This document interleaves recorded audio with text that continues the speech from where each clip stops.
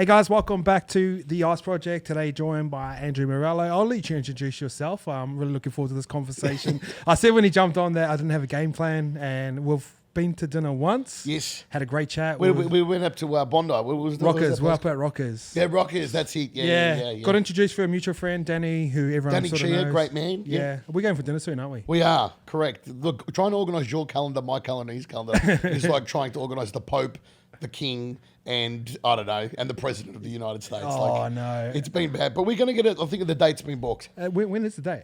Don't know. Well, you know what's the worst part? I got told that Danny was the worst one. Yeah, you and he's I, the you and I worst. actually I'm all right. we sunk up a few times, and it was like, Danny's like, yeah, I can't do it. Yeah.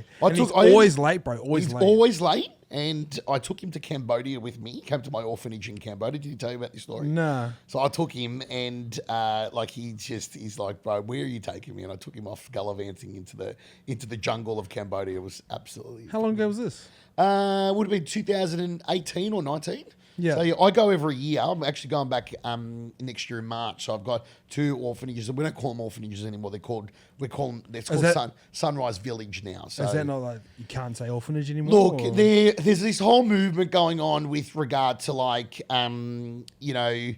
the United Nations is really big on like they feel like if a kid gets called an orphan, it sort of pigeonholes them as an orphan for the rest of their life, rather than like the whole idea of it now is sort of more village reintegration. So like what they'll do is they'll take a kid, rescue a kid from like child prostitution or begging circles. And then what they'll do from there is then they'll try and find their family somewhere. And if the parents aren't good parents, then they'll try and find a grandparent or an auntie to try and reintegrate them back. Oh, okay. So it's called Sunrise Village if anyone wants to check it out. Sunrise Village. It's headed up by an amazing Australian woman named Geraldine Cox, who's a really good friend of mine. I'm bringing her out again in October. We're going to do a fundraiser at the Mossman Rowers. So keep an eye out on that, guys. Make sure you come down. We're going to do In Conversation with Geraldine Cox and Andrew Morello. Got some call to actions rolling out pretty early. CTA. Yes. Right away. For people who don't know who you are, please introduce yourself. Before you start selling something. Correct. All right. Done. Make sure you come to the Mossman Rowers. Andrew Morello, winner of the first Australian Apprentice, head of business development at the Entourage Business Education with Jack DeLosa. So I've been very, very lucky over the years. Like I've got a background in business, but I think probably one of the key things that I've loved about my past and all the amazing things I've had a chance to be able to do is really the fact that I've got to go travel the world. I've been to literally like 30 countries. I've done volunteer work in about 10 countries, and I always try and find things outside the box. I've done the Kokoda Trail in Papua New Guinea to raise money for Seed Foundation for Indigenous education. I've got to Burning Man, 9 days in the Nevada desert. Some people love that, some people don't. But, I've been to Burning Man, been to Coachella, been all over the world. So, but my big thing that I try and do is I try and bring like philanthropy, business, and life into one thing. How'd you get into business? That's a good question. Grace, it's flowing there. It's a very good question. So I was very, very lucky, and everyone always says, oh, did your parents push you to get into business? And it was funny. I think my mum and dad were just great role models. So like my parents came on the boats in the 50s from Italy to Port Melbourne Pier down in Melbourne. And my dad was in service stations. So at 8, 9, 10, 11, 12, 13 years old, my dad would get me up at 6, 7 in the morning, and I'd have to go to the BP service station and pump petrol and clean toilets. And I think I just got, we were talking about Burris before, like Burris made a joke when I was on The Apprentice. Like there's this great line that he said that's always made me really, really happy, because all the people I went up against in The Apprentice were, they had MBAs or doctorates or degrees, bachelor degrees in commerce or business. And I didn't have anything, right? And I used to just make the joke, I'm a simple boy from Moonee Ponds trying to get ahead in life. And then Burris says this one line, I think it's like the second last episode of the series, the first series that I was in. And he said, Morello, you've got a degree. And I'm like thinking in my head, like you see my face like scrunched up. I'm like, no, I don't. He goes, you've got a doctorate. I'm like, what the fuck's this book talking about? He's like, you've got an MBA. And I'm like, what's he talking about? He goes, from the back streets of Moonee Ponds. And I was like, fucking what a line. Yeah. Okay, that is a boss line. So I was just lucky. Moonee Ponds was a colourful place growing up. It's famous for 3 things. Do you know what they are? No, I never heard of it. So never heard of it. Never heard of Moonee Ponds. I'm going to take you to Moonee Ponds. That's going to be our next. When are you going to Melbourne next? Take me to Burning Man. Okay, take you to Burning Man. Aren't I meeting you in York? Didn't we just discuss that? Yeah. So there we go. So Moonee Ponds is famous for three things. Number one is Dame Edna Everage. So Barry Humphries that just passed away. You know, the cross-dressing man, like a famous Australian comedian slash performer. He was a man dressed up as a woman. He's Barry Humphries. So he's from Moonee Ponds. And they named a street after the character Dame Edna Everage from Moonee Ponds. So big Hollywood and Broadway shows he used to do and so forth. Very, very, very famous Australians. That's the number one thing it's famous for. Number two thing it's famous for is horse racing. So where I grew up in Moonee Ponds, 500 metres that way is Moonee Valley Racecourse, and then 500 metres that way is Flemington Racecourse. Oh, okay. So they're literally my house. My pre-drinks was Spring Carnival, pre-drinks and post-drinks were always at my house, all right? So my mum loved that. 40 boys getting on the piss at 9 a.m. in the morning before the races, but because we could walk there. But the third thing it's famous for, and everyone's like, it's famous for Morello, and I'm like, no, I might be fourth or fifth. The third thing it's famous for... Who's saying that? You old girl. Third thing it's famous for is Underbelly Series 1. Have you ever watched the Underbelly stuff? No, I haven't actually. So everyone got shot in Moonee Ponds. So like everyone was from there. Carl Williams, Mark Moran, Jason Moran, Tony Mockbell, like all the Australian gangsters were from Moonee Ponds.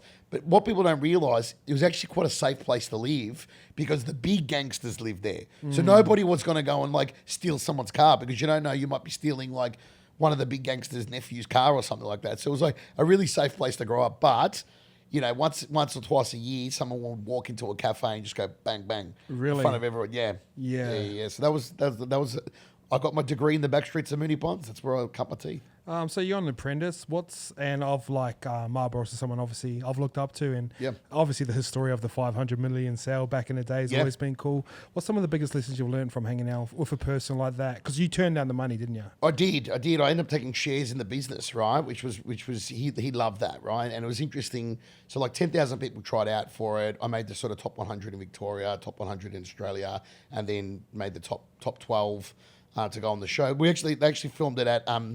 Have you ever had Fred Chabasta on this? No. You should get Freddie. Freddie's a really good guy. I'll introduce you to him. So Freddie started Finder.com. So very, very successful. Oh, the guy with the guy crazy. Yeah, We've filmed in his crypto castle before. So that's where we filmed The Apprentice, 14A Bunya Parade. Yeah. South Coogee. Yeah, I lived there for 10 weeks. So when he bought that, I was sending him videos of me in that house. And I'm like, bro, I've lived in your house for 10 weeks. And he's like, when are we having another party there, bro? That's great. So he's a very interesting guy. You should definitely connect with him. I've seen him. I've been at a conference where he done a keynote one time. Yep. Yeah, interesting, different. Very interesting, cool guy. I was at his 40th. We all had to put our phones in a box, and you had to get dressed up. It was like Burning Man meets, I don't know, something.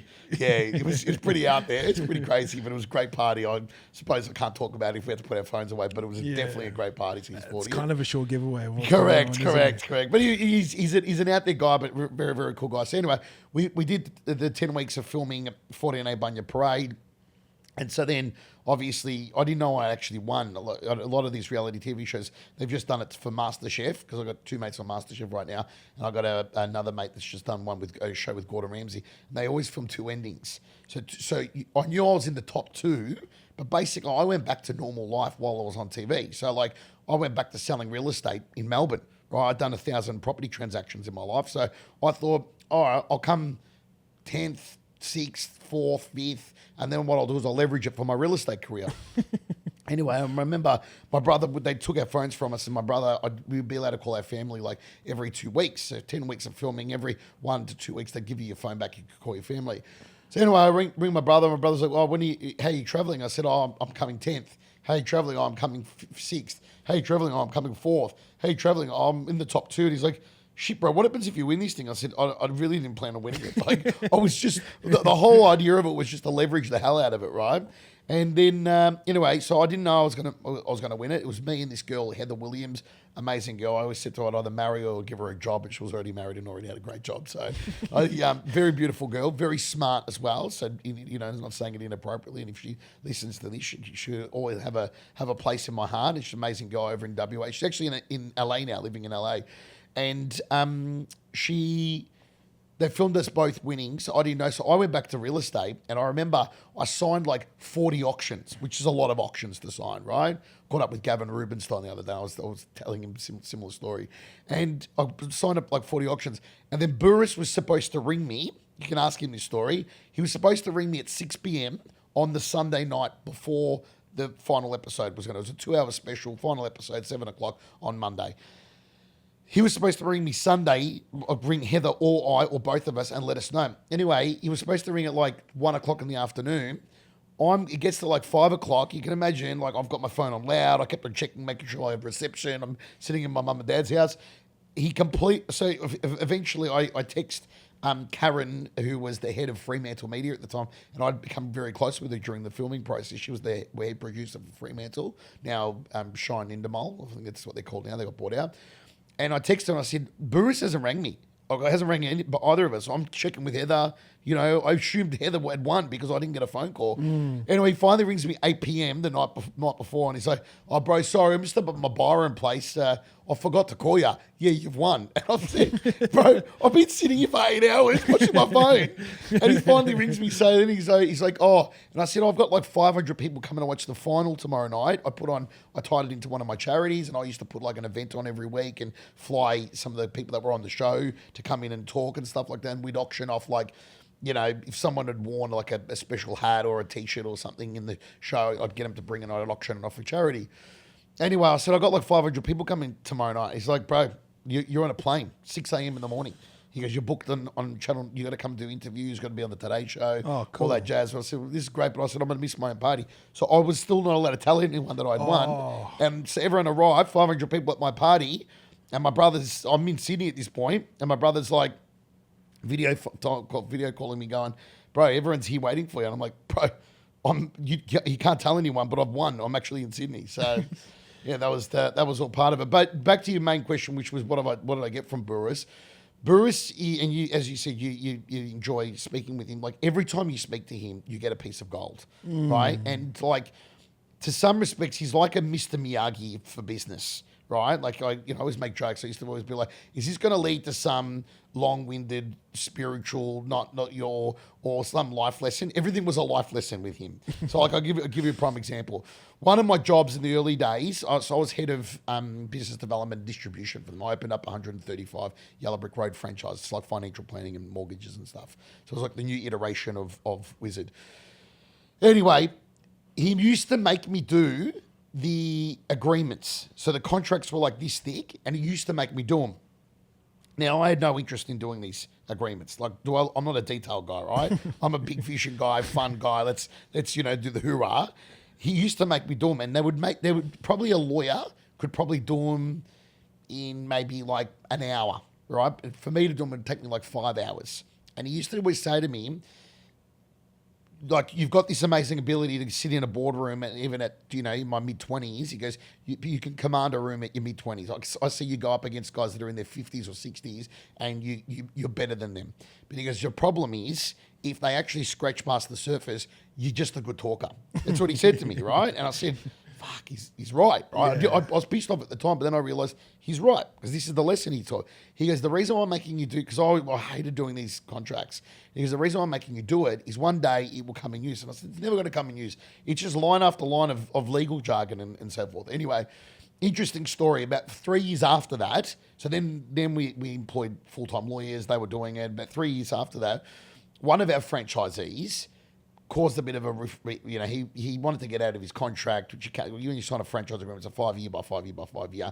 Anyway, he was having a whinge and moan about something. He rolls up at Burris's boardroom with a lawyer and an accountant, right? Rolls up. So we thought we were just going to have a meeting with him, try and sort it out. Burris had known him for 20 years as well. He loved me. I'd stayed at his house. I'd been to his kids' christenings, like I'd get invited to all this stuff. So we thought he was just coming to Sydney to have a sit down with us and talk about the things he was unhappy about. And we'll find a solution, right? We've known him for 20 years. Burris, like I've known him 20 years.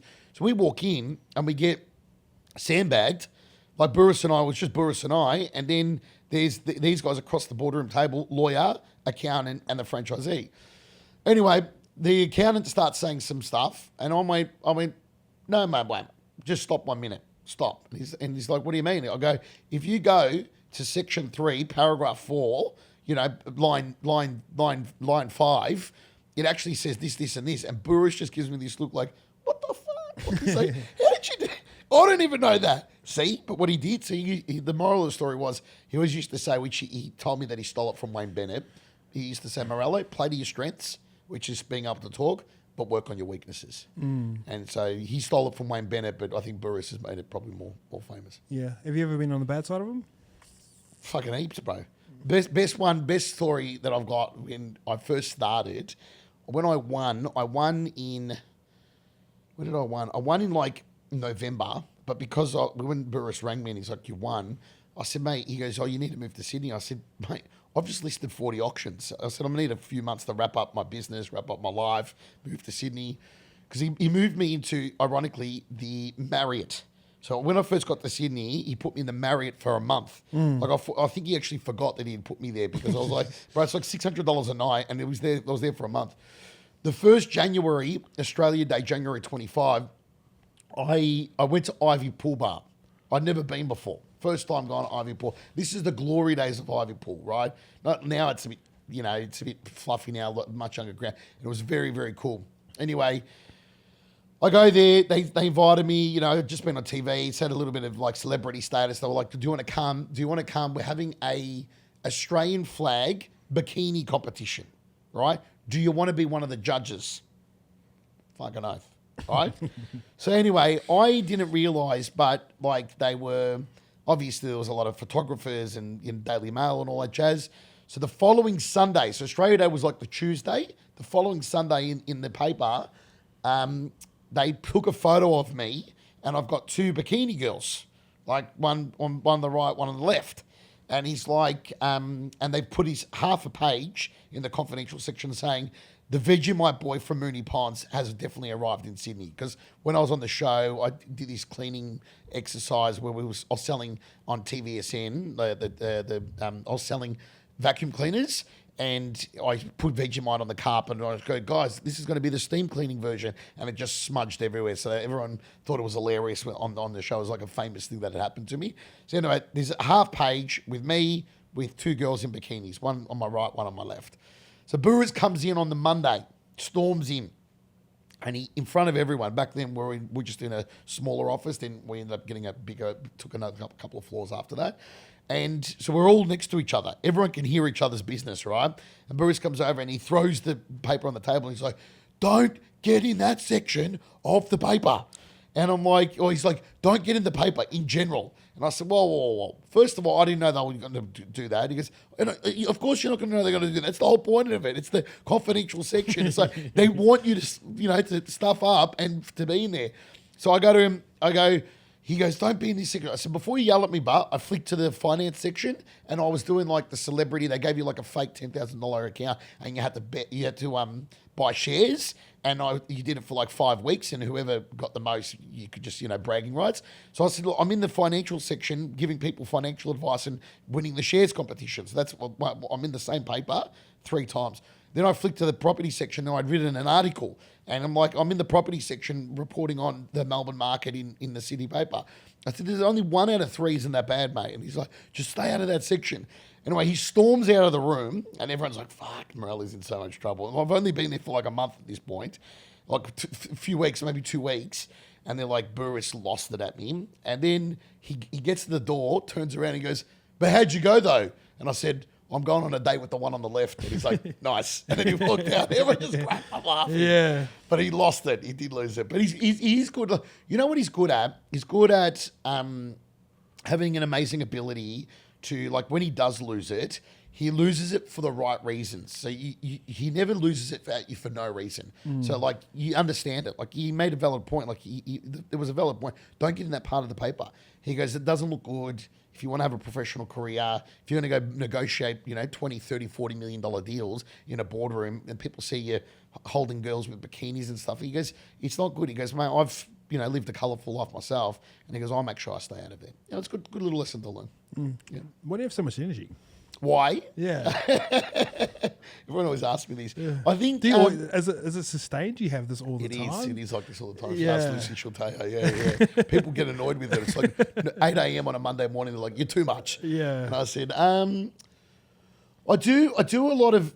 I find I know you're very big into your fitness and so forth, and I go through ebbs and flows. It's funny, like people when they Google me, they see all the different looks of Andrew Morello: fat, skinny, tall, long hair, short hair, curly hair, straight hair. How do you coloured. get tall? Pardon? How do you get tall? How do I? Get tall. How do I get tall? That's one thing we definitely need to do. Correct. So that's it. Tall, fat, skinny. That's a good point. Like I think what I do is I think there's 4 ways you nourish yourself. So there's obviously, mentally, emotionally, spiritually, and physically, right? So what I try and do is I try and find things that are going to nourish me and fill my cup every day. So like maybe it's not going to do an hour and a half at the gym like some people, but like I'll always go make sure like, okay, if there's good weather and we're in the city, we'll go for a bit of a walk. Like I'll grab Lucy and I'll say, let's go for a walk down to Circular Quay, just do a bit of breathing and so forth. I went and did Vedic meditation with he's going to kill me for his name, Nico Plowman. If anyone wants to get into Vedic meditation, Google Nico Plowman. What is that? Vedic meditation is a form of meditation. You do it twice a day for 20 minutes. And like Lucy puts these sorts of things in my diary, break time, me being able to go do breathing exercises and so forth. So what it is, you're sitting in silence and then you get given it, when you do your Vedic meditation course, you get given your own mantra and you're not supposed to share your mantra with anyone. So I can't even tell you my mantra, right? But you get given a mantra and then you just say it over and over in your head.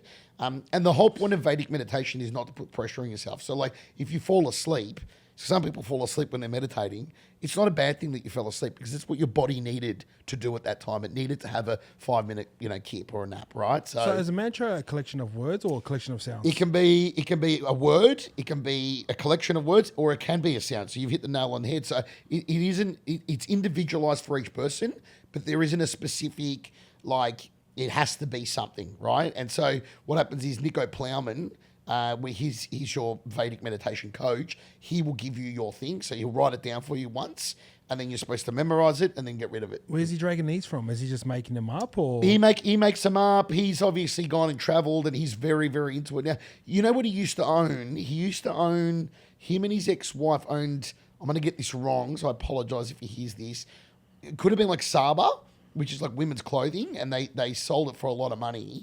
And he had from what I can see, a fairly amicable divorce, and then they split and went their own way then they both got a lot of cash out of it. But then he just went completely spiritual. So like he dedicated his whole life to like, I've got enough money. What I'm going to do is I'm going to focus on this now. So what I've tried to do is find like a good balance of people like Burris for business, then like a Nico Plowman who's just like real spiritual, Geraldine Cox from Cambodia. So what I do is I try and find different people that can nourish me. And like everyone thinks, they must all be business people because you're into business, you're always doing deals. And interestingly enough, I get a lot of nourishment from all walks of life. Sometimes it's the guy who's not good at business, who's failed 3 or 4 times, but sitting with him, once a month, or it's a long story, but I've got a rabbi, Rabbi Castell down in Bondi. I'm not Jewish, but I've got a. And my son's got blonde curly hair. We walk down Bondi all the time, and people are like, "Marishma," and I'm like, "Marishma to you too." I'm not Jewish, but I'm happy to say hello in Hebrew. But I got like a rabbi, and I go and sit with this rabbi. I'm not Jewish. He doesn't try and make me Jewish. I used to do volunteer work with him, and like that gives me my energy. Like sitting down with Rabbi Castell and him telling me, like, I remember when I was having trouble with an ex-girlfriend, he gave me this great advice. And he said, you can't be a prophet in your own home, Morello. And that stayed with me for life. Like you can't. What do you mean by that? So what happens is in any relationship we have, whether it's life, business, women, men, whatever, it's going to be friendship, we generally, it's human nature.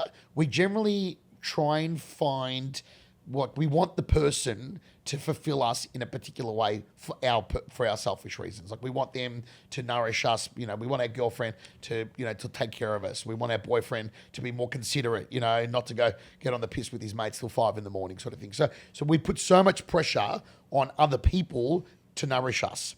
So in the relationship I was living at my Bondi place next to Rocker there on Campbell Parade, and this girlfriend at the time, we just would argue all the time. And he said to me, he goes, what's the fundamental problem? I said, I tell her how to fix her problems, and she doesn't listen. And he goes, and he was a Brooklyn, New York Jew who's got 7 kids, right? So he had 4 kids over there. His wife passed away, I think. Hopefully I don't get the story wrong. His wife passed away, so they moved him out to Australia, and he got, the Orthodox Jews. So they sort of found him another wife, and he had another 3 kids with her. So he's got 7 kids, and he sits there with his Brooklyn Jewish accent. He's like, Morello, I can't do the accent, but he's like, you can't be a prophet in your own home. He goes, you're putting so much pressure on her to change and to evolve. He goes, she's never going to listen to you. You're her boyfriend. You live together. He goes, she needs to either find the answers to her problems herself, or she needs to seek advice from other people that aren't so close to her, right? And so, like, when he told me that, I actually took that in the relationship. Ironically, I broke up with her like 3 months later because of that, because it was good advice, right? Like, I go to her, look, we're always going to clash. We'd been together for like 3-4 years, so we're always going to clash because I think you can do things better, and I can't be a prophet in my own home. And I think you need to go, like, I gave her advice and said, I think you need to go travel.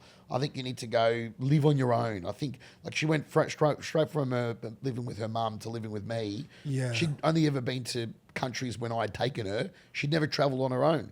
And I said, I think you need to go live your life. And interestingly enough, after me, I'm good luck Chuck, by the way. I date a girl straight after me. They find the guy that they're going to marry, right? So she went and travelled. Does it make you feel good or bad? I love it. Yeah. Two of my goddaughters are ex-girlfriends' daughters. I've emceed like 6 ex-girlfriends' weddings, bro. Right? Like, their husbands know I used to date their wives, man. Like, one of the girls, her mum, down in Melbourne, I emceed the wedding, and the mum made the speech on behalf of the family instead of the dad, and which was a bit outside the box for Italians. And she gets up, and the mum's opening comment was, hey, Beck, I told you Morello would be at your wedding. And I'm like, I go to the mum, you can't say that. The husband's standing right there. And he's like, he took it in his flow. I'm friends with every girl I've ever been with. I'm still friends with all my ex-girlfriends. Like, it was one of them, it was 2 of their 2 ex-girlfriends' birthdays last week, separate days, the 5th and the 8th. And I rang them with my dad. We sent a little photo. They put their phone on loudspeaker. I spoke to one of their kids.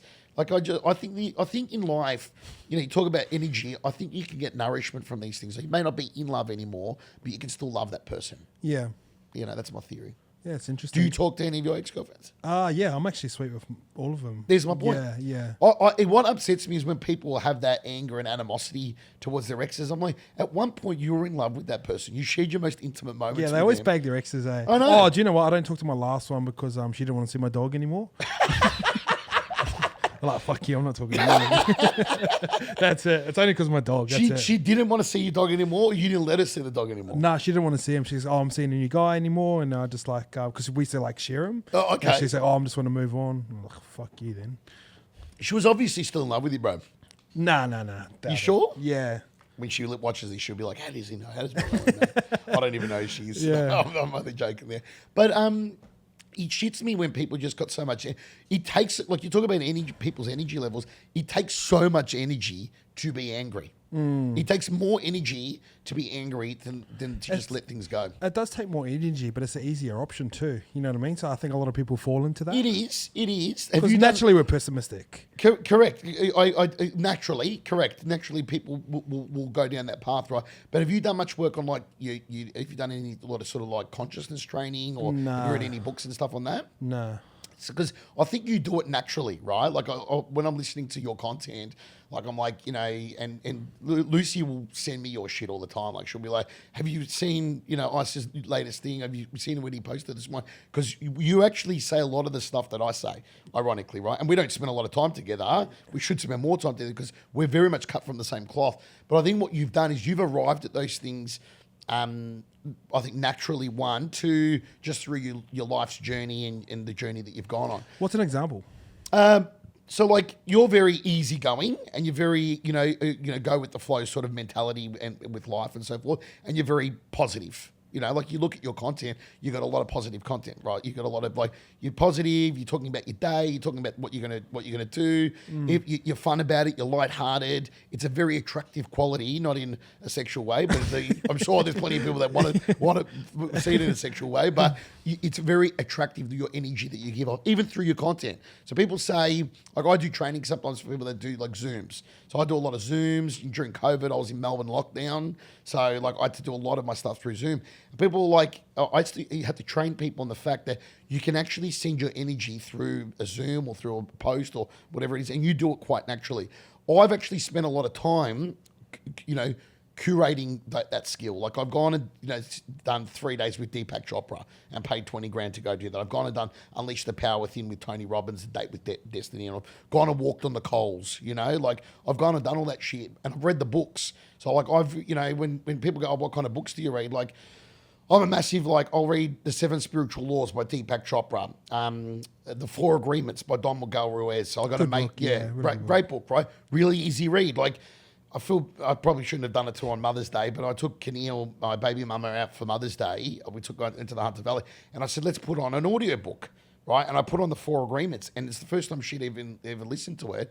And she got, we only listened to it for about an hour, and she got so much out of it just in that 1 hour, right? So it's a very easy read for people that aren't overly into their spiritualism. I said, well, look, if you don't get it naturally, because you're right, naturally people are pessimistic, or it's easier to be angry than it is to just sort of water off a duck's back and go with the flow, right? And let go of the anger.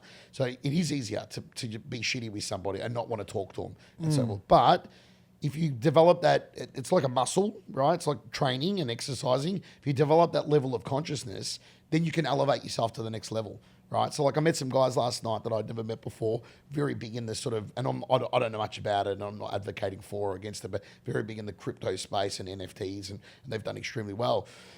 We went for dinner at Mr. Wong's, and at dinner, we were talking for 2 hours. At the end of it, we went for a drink at Ivy, and he was like, it's great to meet somebody else that's resonating at this level. But it wasn't talking about money. He was talking about frequency. He's like, man, you've got this energy and this aura, and vice versa. And I woke up this morning and he'd already texted me in the morning saying, great to meet you yesterday. I think this is going to be the start of a great relationship. And I remember when we had dinner at Rocker, I saw Lucy the next day and I was like, I need to spend more time with us, because you and I were cut from I think we're cut from a similar cloth.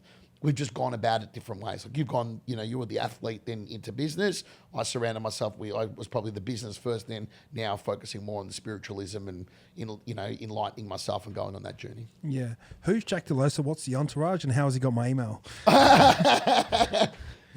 got 850,000 emails. He is, yeah. I'm one of them. Oh, you're one of them. There you go. That's funny because I heard of Entourage through my ex-girlfriend actually, and his name always pops up in my I don't obviously read it, all his emails, but then I had a meeting with you and it was kind of all just merged up. Yeah. So Jack's another great. You know what Jack is? Jack is the next Burris. Yeah. Okay. Yeah. He just started a podcast too, hasn't he? Jack has. Yeah. Yeah. So we've got one called we've got one called the Make It Happen Show. So, and then I've done some stuff on it. Jack's done some stuff on it, and then Tim Morris, our CEO, has done some stuff on it. But Jack, I got to give him credit where credit's due. So it's interesting. I'll go. I've travelled with Joe. We went to the Monaco Grand Prix together. Went to Vegas together. We've travelled all over the world. We've spoken at conferences all over the world together. So he's one of my best mates. And I invested in the Entourage because of him. People are like, oh, what made you invest in the Entourage? And when I invested in it, it wasn't making any money. But I invested in it because I was like, good time to get in. Was a good time to get in. I was literally the second investor. Stuart Cook, who was the global CEO of Zambrero at the time, was the first investor. And then I was the second investor, right? And it's like, when I met Jack, interestingly enough, we got introduced by a guy named Bo Chase, who grew up in the hood where I'm from. So Moonee Ponds, Essendon, Strathmore and so forth down in Melbourne. He moved up to Sydney to work for Jack. But back then, Jack, it was just Jack and him and one other guy, 3 people. There's 72 full-time staff at the Entourage now. So back then, it was just 3 of them in York Street, I think it was, in this little dingy office. And Jack, you look at the photos of Jack back then, he looked like a child. He was in this little baby face and so forth. But Bo goes, listen, I moved to Sydney. It's this 12, 13 years ago when I first got here. And then Bo rings me and he goes, you need to meet this guy, Jack DeLosa. You two are going to hit it off. I said, look, I've got a spare 45 minutes. Tell him to come down to the Yellow Brick Road offices and we'll go to the cafe across the road at Chifley Square. And if Burris is around, I'll introduce him to Burris. He was a big Burris fan as well. Anyway, he comes to the Yellow Brick Road office, give him a tour, and I said, I've only got 45 minutes. Bro, we were there. Bo left us. We were there for 5.5 hours talking. That was our first date. Our first date, we were there together for 5.5 hours. And one of the big things I've noticed with with Jack that I see a lot of the traits that Burris has. I see Jack's got them as well. What are they? Discipline. Number one is discipline. Like Jack, when he just finished writing his third book. It's called Elevate, and he's done it with Tim Morris as CEO. So when he's writing a book, bro, he locks himself away for like 3 months. Like literally locks himself away, right? Like I can't do and he always makes decisions. So number one is discipline. Number two is like both him and Burris, they get obsessive about things. Like him, Burris, John McGrath is another one from McGrath's estate agent. So I'm very lucky to spend a lot of time with him over the years. Jerry Harvey from Harvey Norman, I've spent a lot of time with him as well. So he's worth $2-3 billion portfolio he's got. He's got about $800 million worth of horses as well. Geraldine Cox from Cambodia, in the philanthropic space. There was another lady named Liz Heliotis, who was the CEO and founder originally of OCRF, which is Ovarian Cancer Research Fund, the white, it was silver ribbon, but you remember they did the witchery white shirt campaign. Do you remember that? No. So they basically got all these Australian celebrities. Pip Edwards did it this year, eh? What was that? Sorry, Pip Edwards was the was the ambassador or something for it. Yeah. So anyway, moral of the story. There's the discipline. There's the obsessiveness. So like Jack will have an idea and he will sit on it for like 2 weeks researching it. Like 2 pages in the book that he's got coming out, or if you read his other book, Unwritten, like you'll read it. There'll be like 3 or 4 pages that took him like 2 weeks to write. And he's a really good writer as well, right? Really easy read and so forth. And he'll explain to you his process, and he's like, bro, he dives deep. He'll research it. He'll go and find experts in it and reach out to them and see if he can interview them, and not even record it, just interview them so he can be better at it. So that way, when he actually writes those 3 or 4 pages about that particular topic in that particular part of his book, it's going to actually come from his heart, and it's going to be completely convincing, and it's not somebody else's knowledge then. So he's very much like that.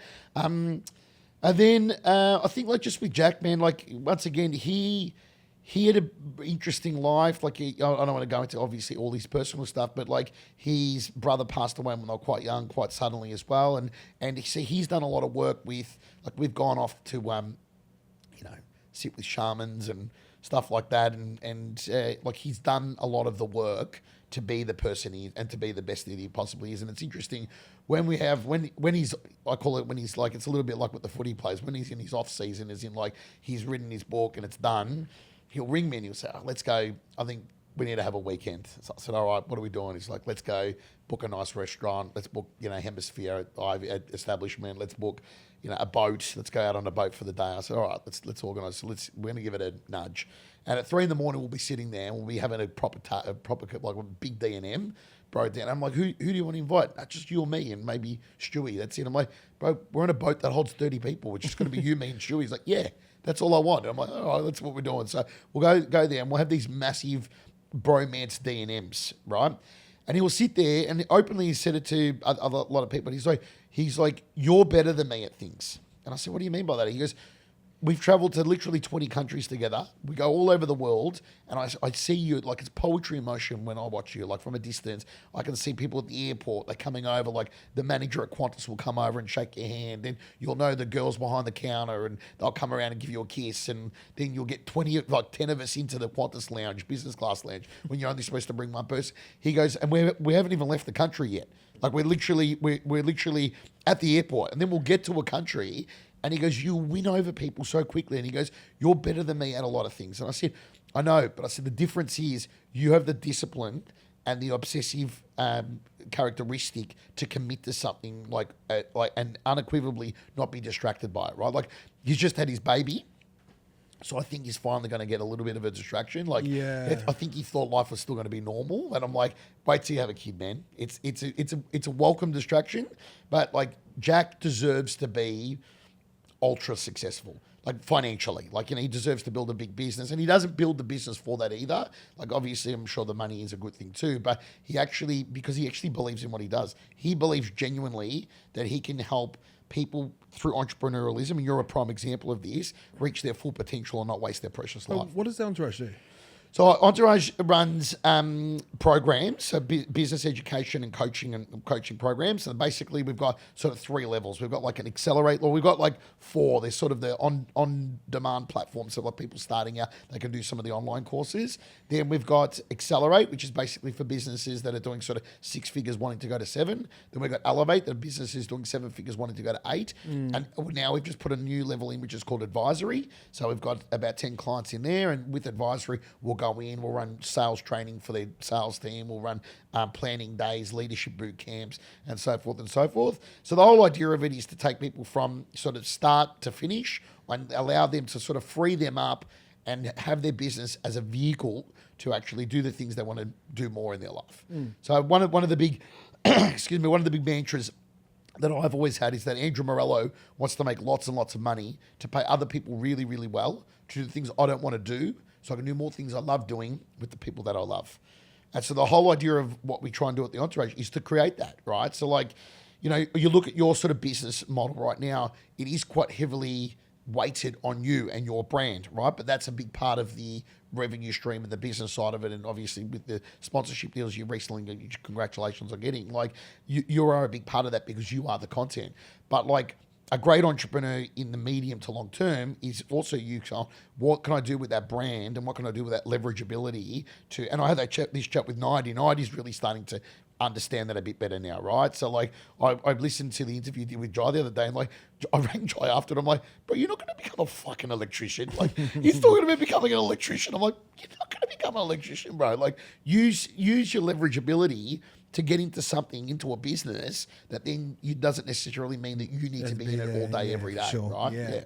So, you know, so that's what we do. And we've been around nearly 14 years now. It's a great business. I bought more shares in it, and part of the deal was that I would take a role in the business. So I'm head of business development for it, which is just a role I enjoy. I get to shake the hands and kiss the babies, and I do a lot of the speaking. So I do a lot of the traveling around and going on tour and running like 7-figure and 8-figure boardroom sessions and stuff. Yeah, that's interesting. What's some downsides of entrepreneurship and business that a lot of people don't really talk about? I was having coffee with a friend this morning, and I was like, do you get lonely? And I always ask this to entrepreneurs, and they all say yes. Yep.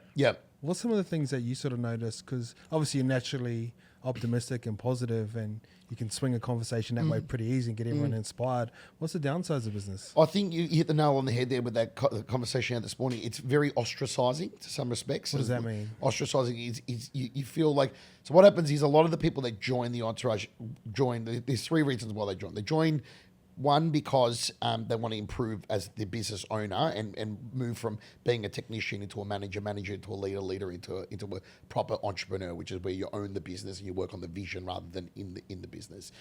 The second reason why they join is the community, right? And when I ask them, I'm always like, what's been the big thing? So we get a lot of people. We got people that renew. 80% of people renew for a second year, and a lot of people have been with us 3, 4, 5, 6 years and beyond, right? So, and I always say to them, why do you keep renewing? Like, what is it? What part of the Entourage is the thing that you really love?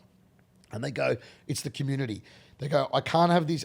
And I'm not having go. This is not misogynistic or anything like that. But a lot of entrepreneurs will say, I can't talk to my husband about it. I can't talk to my wife about it, especially if like, the wife is, she obviously a lot of the time, this is completely just from a psychology point of view, women are very much drawn to security, right? It's just human nature, right? So they don't want to hear their husband taking a risk and borrowing another $2 million to go, start another line of their fashion. I was talking to the guys from Front Runner, Tim and Jai, and that last week, and it's like, they've just gone and spent a lot of money, like massive amounts of money, like scary numbers to bring out this new range. And, they even put a thing on their socials, like apologizing for the fact that it is more expensive because they've kept the quality. And like I sat with Jai, Tim's business partner, the other day, and like he can't go and tell his missus he told me what he's just risked. But it's paying off for him, right? Like they pretty much, everything sells before it even hits the shore. So like it's working for him. But God forbid he made a mistake.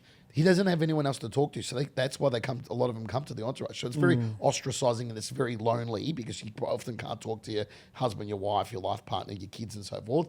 Probably the second part of it as well is, you know, for good or for bad, there's the flip side to this, is you got to have resilience, right? Like, you're going to get a fucking lot of knockbacks. You know, you're going to get a lot of no's. You're going to get a lot of people that are going to, you know, the naysayers. You're going to get a lot of people say, oh, it's crazy. And like, especially like, well, I'm good friends with Jane Liu from Showpo. You should reach out to her as well. So Jane Liu, you know, Showpo used to be called Show Pony. Then she didn't realise how big her business was going to be. Like, you know, when she joined the Entourage, she was doing like, I don't know, 10 grand a month, 20 grand a month. And now she does like literally $10 million a month in online sales, right? And so I was talking to her, and like she, you know, she comes from an Asian background, an Asian culture. And what did her parents want to do? Her parents wanted to be either an accountant, a lawyer, a doctor, yeah. And then she went and got a job at, I think it was Ernst & Young or KPMG, don't hold me to it. But then she started this business on the, like her parents go, if you're going to start this business, keep your job, right? Because that's what everyone, especially if you come from an ethnic culture, like even with a lot of the Italians, my parents weren't like that, but a lot of my mates' parents, they were like, no, go get a university degree, go get a job somewhere. And then if you want to try having your own business later on, then try it. Right? Like, as in, like, it should be a second or a third option, rather than, like, I think culturally, like, we talked about the US, and everyone's nice in the US. They are nice in the US. The other thing they also great in the US is they put people on a pedestal. You see a guy driving a Ferrari in Sydney, like, I don't even own a car. I borrowed that car, so like I don't even own a car, right? So, so cars aren't my thing, or watches, or anything fancy schmancy. I'd rather buy real estate, right? That's my thing. But like, we see a guy in Australia driving a Ferrari. What's the first thing people say? Like this tall poppy syndrome. Yeah, what do they say? They say drug dealer, right? That's what they say straight away. Everyone says that, bro. Like, you see a guy driving a Ferrari and they're like, oh, he must be a drug dealer. You know, in the US, you see a guy driving a Ferrari, you know what they say? They say he's done well for himself. I'd love to shake that guy's hand. No, I'm not advocating for him to go out and buy a Ferrari. I think they're a waste of money, right? Like, you want to drive a Ferrari, go hire it for the weekend. That's a smarter move. You don't want to have this, you know, $500,000 machine sitting in the garage. So, you know, I'm just using it as a metaphor of the fact that in Australia, when you're trying to have a crack and do something, there's going to be a lot of people and guys that you grew up. I've got my 20-year reunion next week for my school, right? My 20-year reunion. And I already know what's going to happen, bro. Like, it's an all-boys school, 2,000 boys. I was vice captain. You know, my brother was school captain 95, I was vice captain 03. Like, I know what's going to happen. We're going to go to this reunion. It's going to we're going to go straight back into high school. You know, the jocks are going to be in one corner, the nerds are going to be in another corner, and I'll have to go between the two to keep everyone happy, right? But like, it's a reality. Like, we don't live in a world where like people are going to be like, oh, well done, you've done really well. So they're always looking, and it's even guys do that. Like, once again, not misogynistic.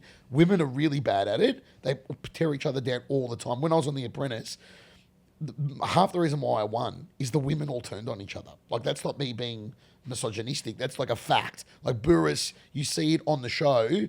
The first week, he split us up in boys versus girls. And I was the team leader for the boys. And this lady, Carmen, was the team leader for the girls. Bro, within the first 24 hours, they turned on each other. They had to switch the cameras off at night, sit them all down and have a chat to them about, like, things you can't say to each other. And like, and I by the end of the first week, like, in the boardroom, I mean, I assume you've seen some part of it, if not mine, but you know how it works. Yeah. You go to the boardroom, and in front of Burris, I turned over to the girls and go, at this point, I'd already won for that week. So I was project manager 4 times, and I won all 4 times as project manager. And I looked at the girls and I go, why are you turning on each other? Like, you guys are your own worst enemy. You're on the same team, and they all turned on each other. So I find that, like, with entrepreneurialism and business ownership, a lot of people will do that. Like, they'll turn on you, or they'll get jealous. Like, jealousy is a big thing in Australia as well. But if you're willing to do it, then have a crack. What's your biggest weakness? Mine. Lucy's laughing in the background there. She's got a whole fucking list if you let her talk. Because I always think my biggest strength, your biggest strength is always your biggest weakness. Yeah, I was going to say probably talking too much. Right, it's my biggest strength, but it's also my biggest weakness. Right, so one of my coaches that I'm working with right now, he said, like, you know, he's really big on like how he always asks me what percentage of the conversation was you versus them, and I'm like, fuck, yeah. And I'm like, fuck, all right, yeah, good point. I'm like, I'm getting better. It used to be like 80 me, 20 them. Now it's like 40 them. Pareto's law. 40 them, yeah, you'll be right. 60 me. We're going to get to 50-50. So that's probably my biggest weakness, is that I probably should do more listening. Have you found that being good at business actually and the skill set that you acquire in business actually doesn't help in personal life and relationships? Because I've found that. Because the things I do in business, I'm like, oh, this is just going to transfer into relationships, but it doesn't work, does it? Bro, you hit the nail on the head. Every relationship I've been in, so as I said, I'm still friends with all of them, every single one of them. But interestingly enough, the thing that frustrates me, so like in business, you can always find a solution. So something goes wrong, you sit down, you make a plan, and you find a solution.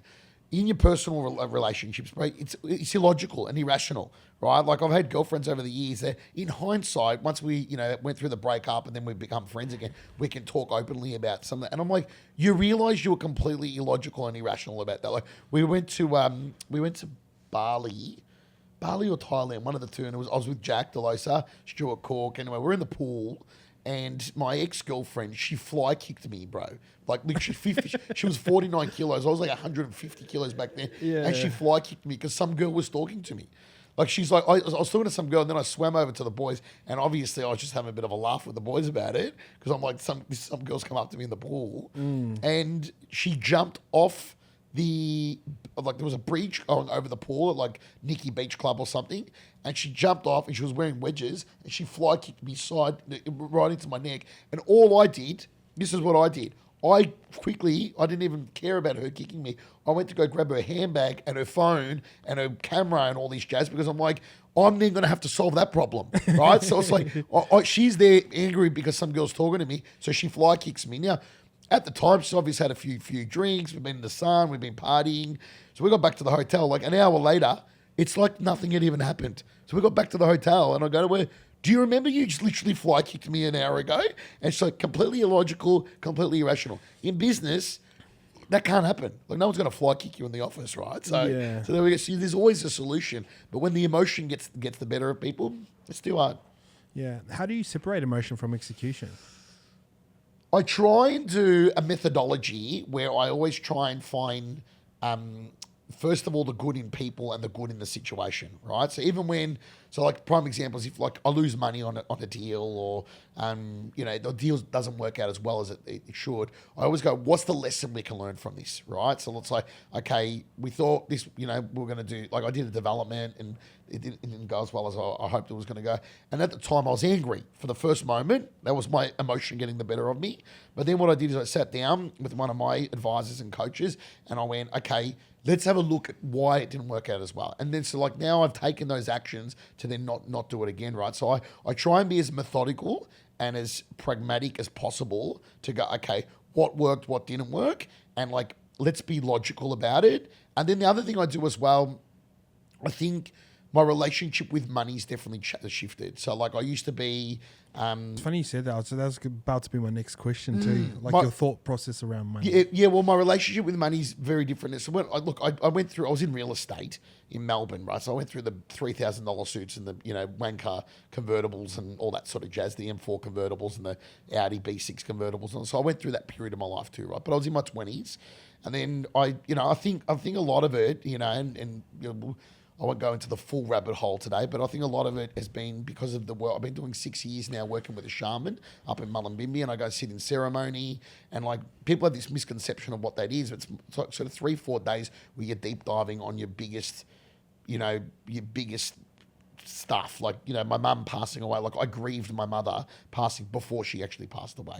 My relationship with money, if I can sleep on the floor in the jungle, when I did the Kokoda Trail, like that was a really good thing for me because like you're sleeping on the floor 9 days in the bloody Papua New Guinean jungle, right?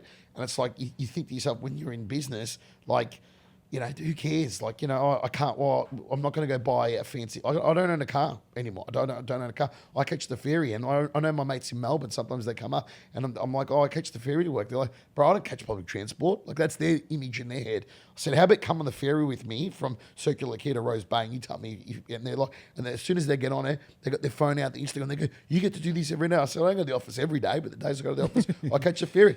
I catch the ferry with Malcolm Turnbull. Right, Malcolm Turnbull's worth like $400 million, lives on Wolseley Road, and he catches the Rose Bay ferry, bro.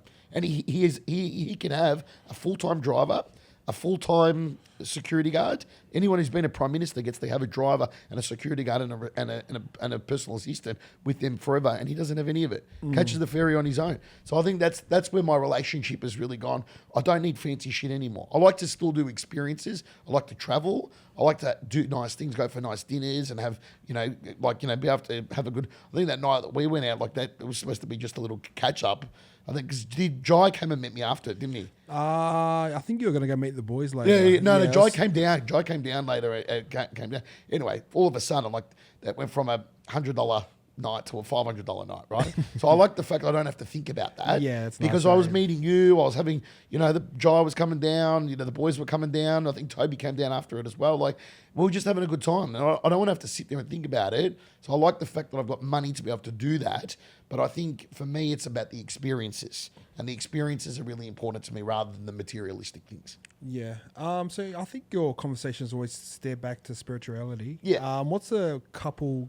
If you have to give me 2 or 3 points to combine spirituality and business together, because I'm very much business orientated right now, and I kind of ignore the other parts of my life, which I don't like. It's not a characteristic that I admire about myself, but it's just what I'm into. You know what I mean? So what's a couple of things that you could give me that could really work moving forward? Could tie that back in. That's a really good point. Probably number one is let go of the outcome.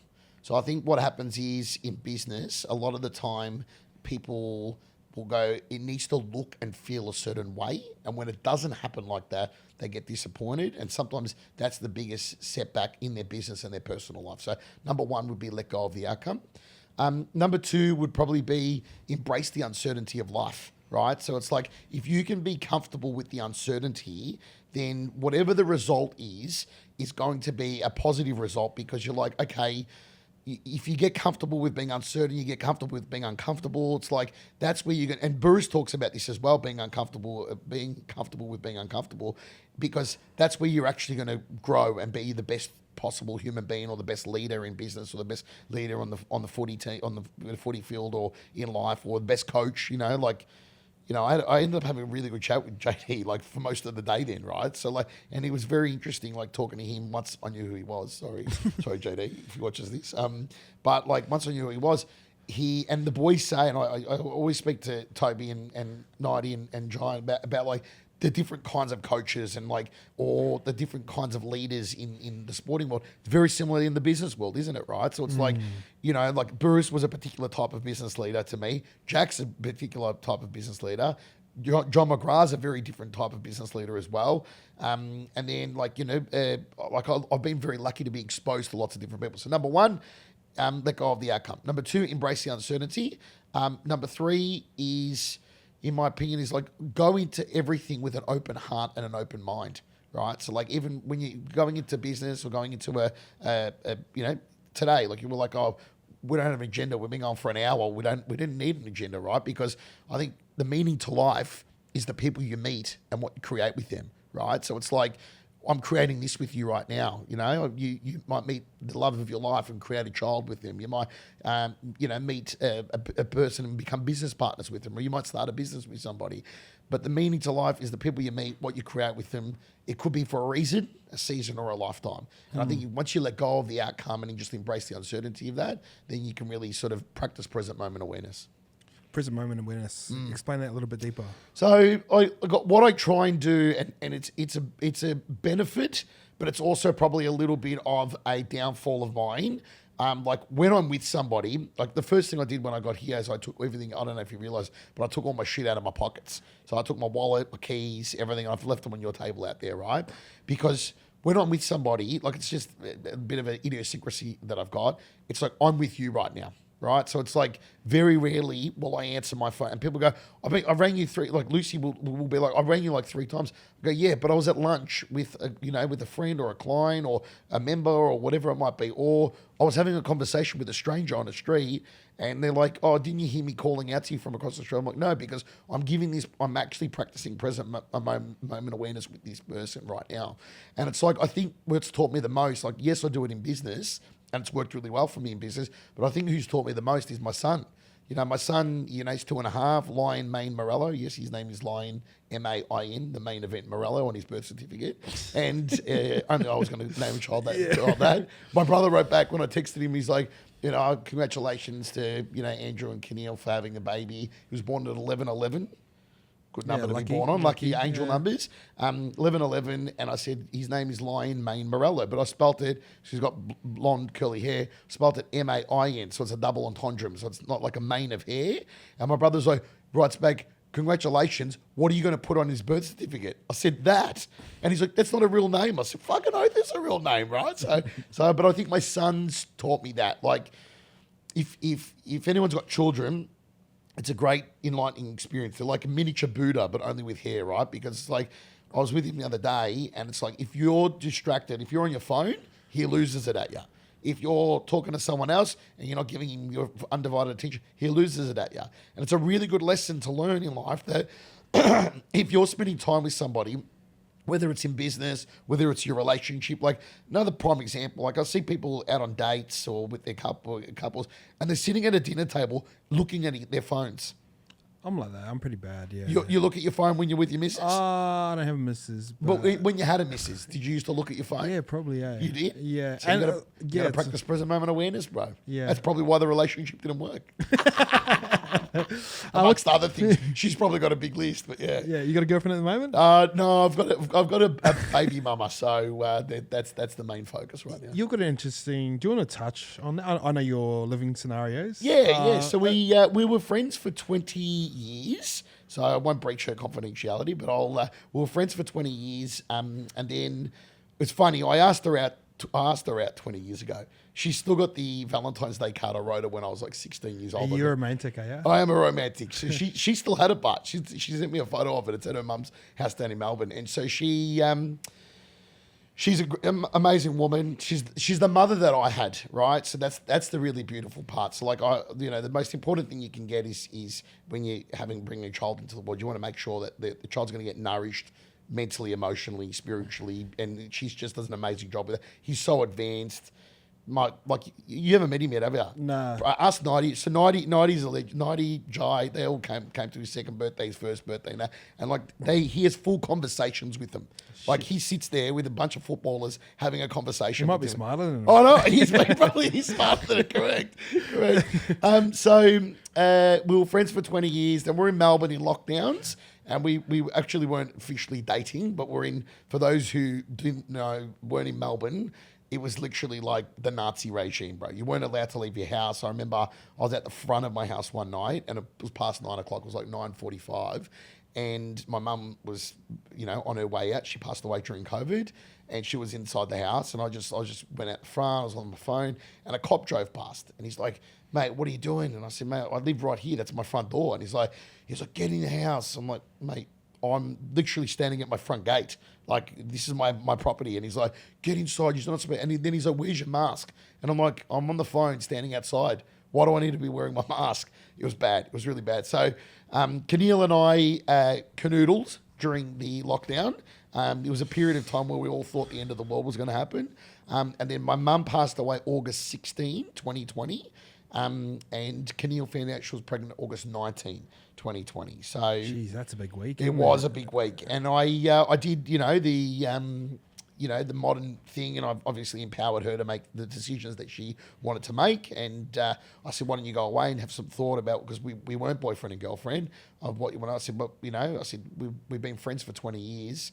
I know you. I know your family. I grew up with her sister as well. I said, you've spent the last 6 months hanging out with my mum. I love the fact that my mum got to spend time with her.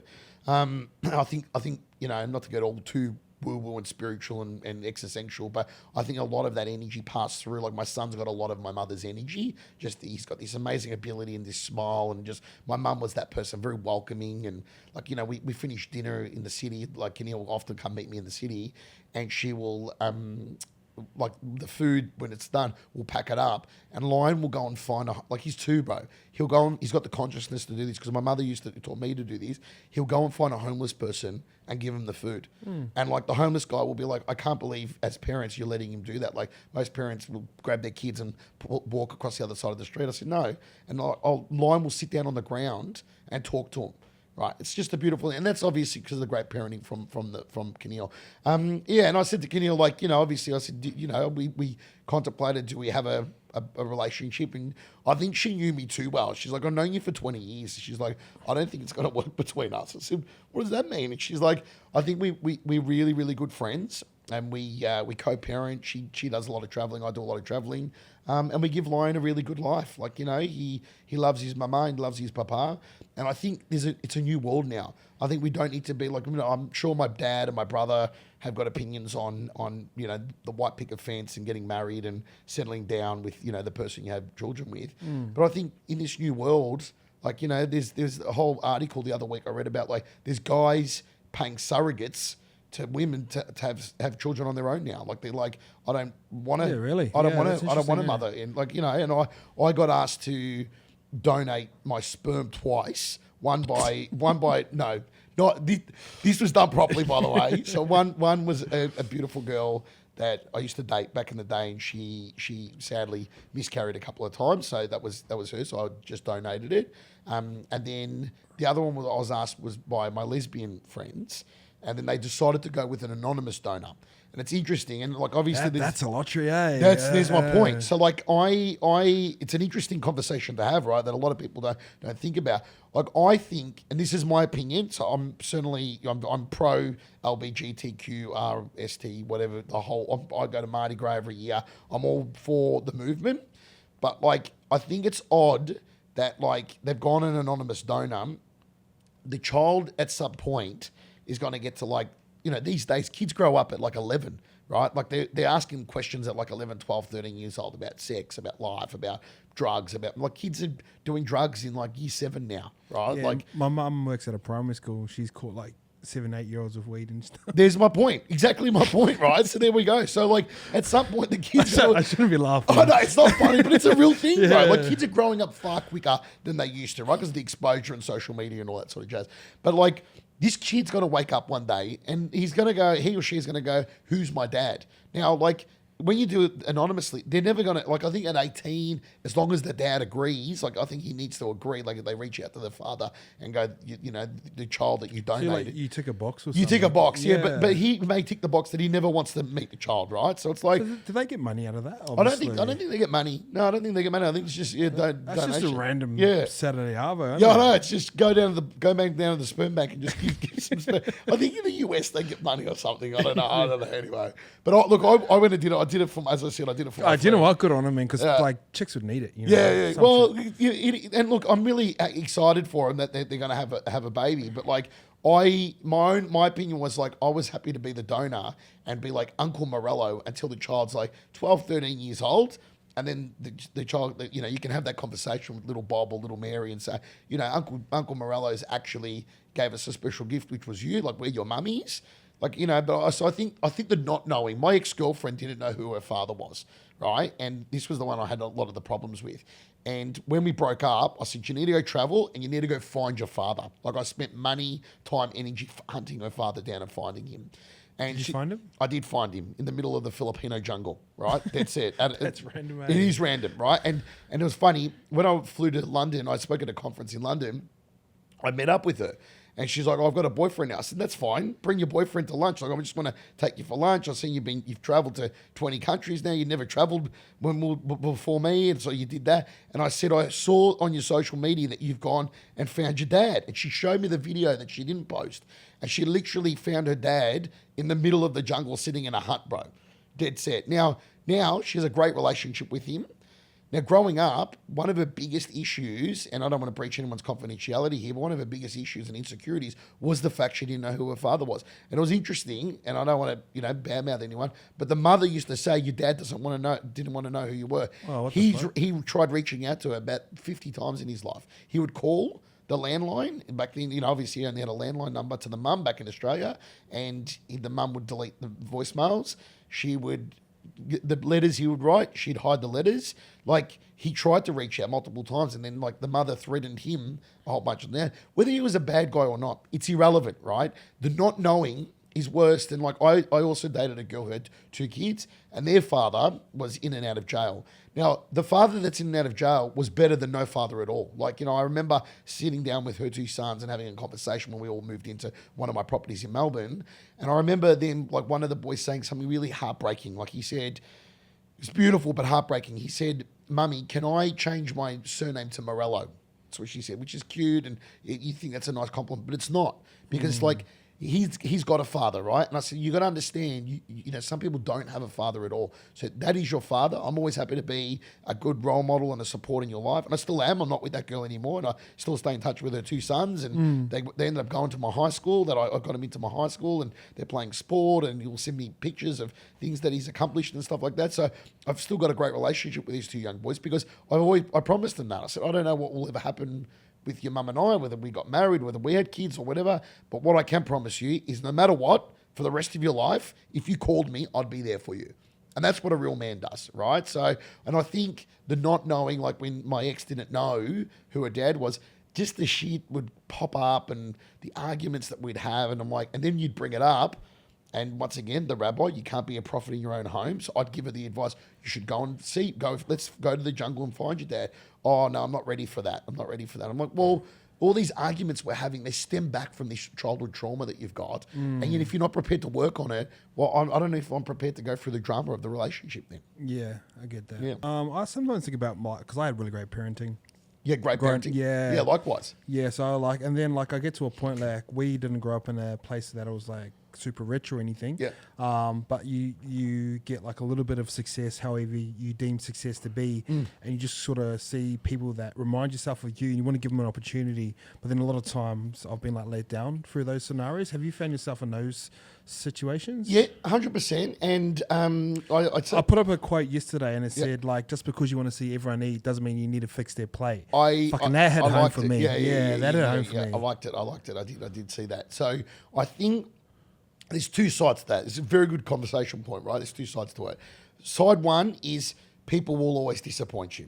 It's just a reality, right? So it's like, it's sad, but like human nature is human nature, right? So it's like people will always disappoint you. So you've got to get okay with that, number one. That's one side of the coin. Second side of the coin is, not in some mean, negative way, I've stopped having expectations of people. I think that too, yeah. Yeah, like I've stopped. I don't even bother having an expectation anymore. So like when I've been in relationships in like the last, whatever, more recent years, as I've gotten older and more matured, like I don't need the girl in my life to be the be all and end all and nourish me 100% of the time. Like I'm going to go nourish myself.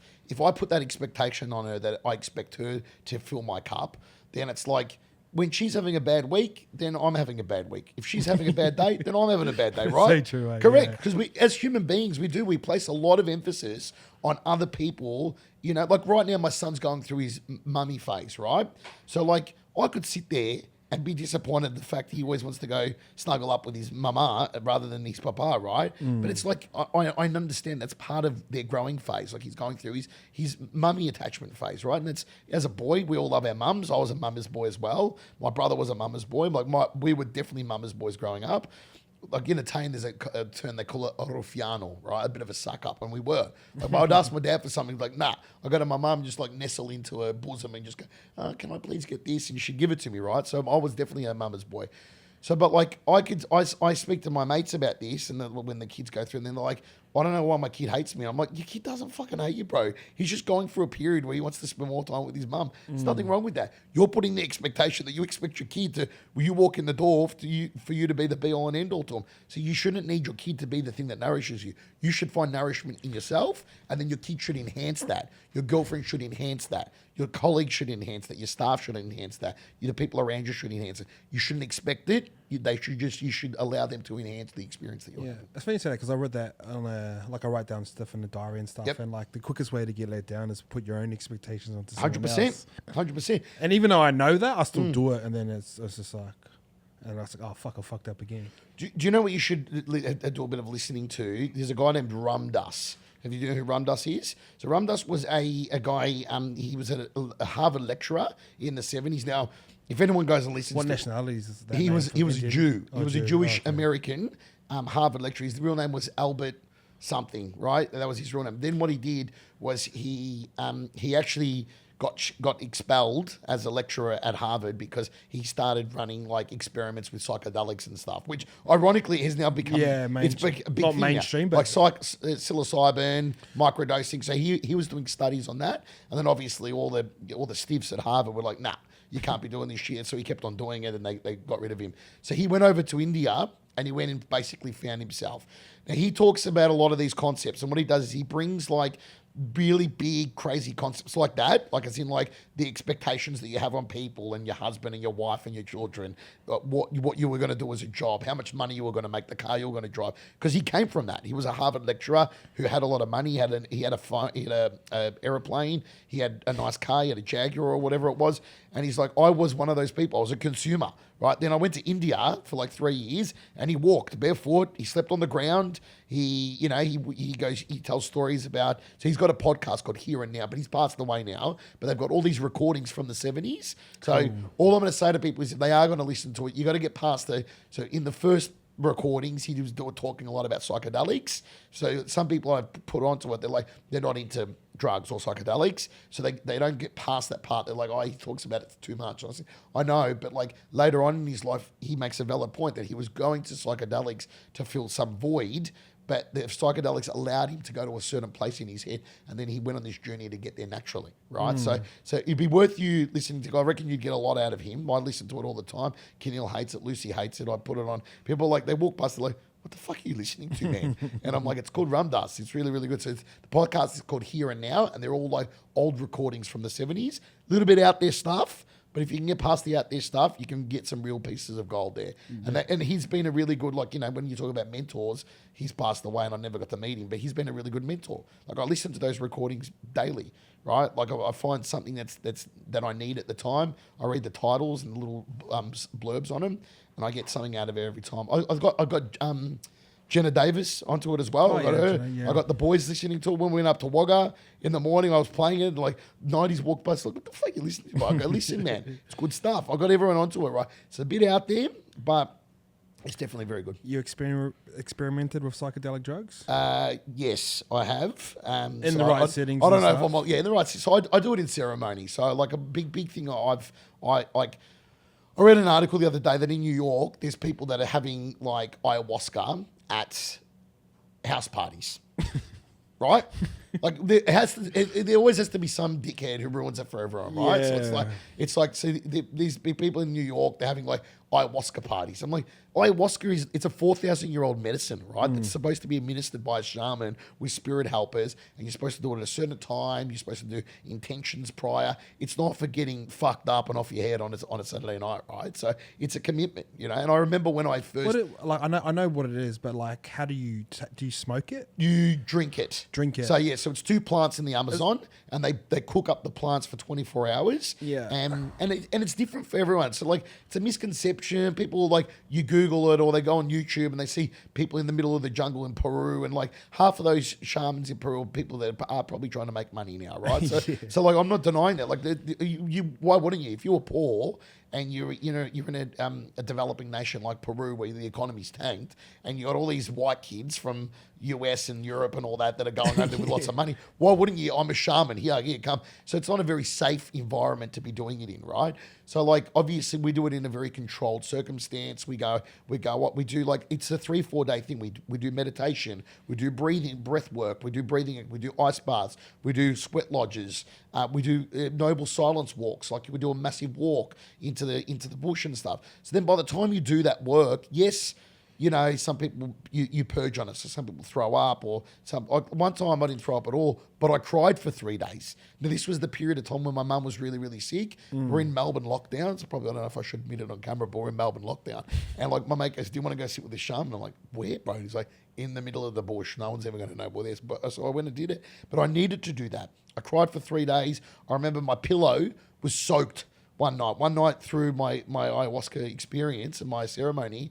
I like you sort of start it when the sun sets. You start there and you go till about like 3-4 in the morning, and then so you drink it by sunset. You do. So what happens is you sit around and then the shaman will administer, and she knows what she's doing, right? So she looks at your body size, like how much you weigh and how big you are. She'll come over and she'll sit with everyone and interview them. She'll be like, how much have you ever done it? Like a lot of people that have never taken a drug ever do it. Right? Like I've done it with mates that have never smoked weed, never taken recreational drugs, and they've gone and done it. So she'll come and sit down during the day whilst you're doing your journaling and you're writing your intentions and all that. And she'll come and find out what kind of a experience do you want to have? Like, are you somebody that's tried things like this before? If you haven't, then why don't you just try a little bit, see how you feel. You can always come up and have a little bit more a little bit later on. So this is the problem. Like you've got kids that are in their 20s hanging out at loft parties in the meatpacker district in New York getting off their head. Like, of course someone's going to get sick and someone's going to have a bad experience, right? So it needs to be done correctly. Even like, I'm even a bit shitty sometimes with people doing sort of psilocybin and mushy. It's like, everyone's been to a full moon party and had a mushy shake on Mallow Mountain at the Copenhagen and stuff like that. Like, that's just what you do as a kid growing up. But like, even you see now a lot of house parties, like even in Sydney and stuff and in Australia, people are getting on the mushies and they're having a bad experience. And I'm like, of course you're having a bad experience because you're in a room with a bunch of people. Some people are doing cocaine, some are doing ketamine, and you're having a mushy experience. I said, energetically, it's not the right place to be doing it, mate, For sure. And then they get upset. They go, it's such a bad experience. I go, it wasn't the place to do it. Like, if you're going to go do something like that, maybe do it with somebody who's done it before. Go for a nice walk into the Blue Mountains. Go and sit, on a nice lawn. Put your phone away. Have lots of water. Prepare for these things, right? So I've heard a lot of people start to talk about sort of microdosing with mushrooms at work. Big thing.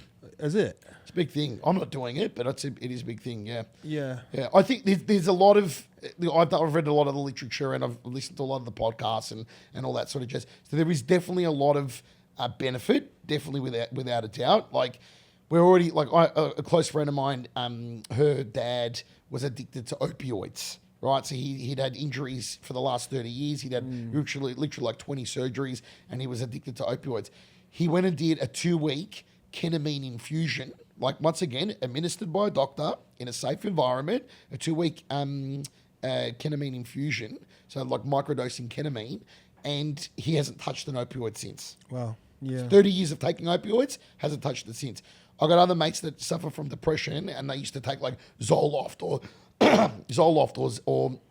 Xanax and all that sort of jazz, and they started microdosing mushrooms and psilocybin, and like they're the best they've ever been. So obviously, if done correctly, and I think like we're seeing now, there's even like do you watch Billions? No. It's a really good show, Billions, right? And in the last season, they actually had like it's about these billionaires doing deals and investing in ideas and shit like that. But it's fun. It's a fictional show, but I reckon it's loosely based on a few American billionaires, right? So one of the main things that he talks about, like they in the final season that they did, was they were doing medicinal ayahuasca. Right, so it's like that's all going to happen. Like it started now with the marijuana's been legalized.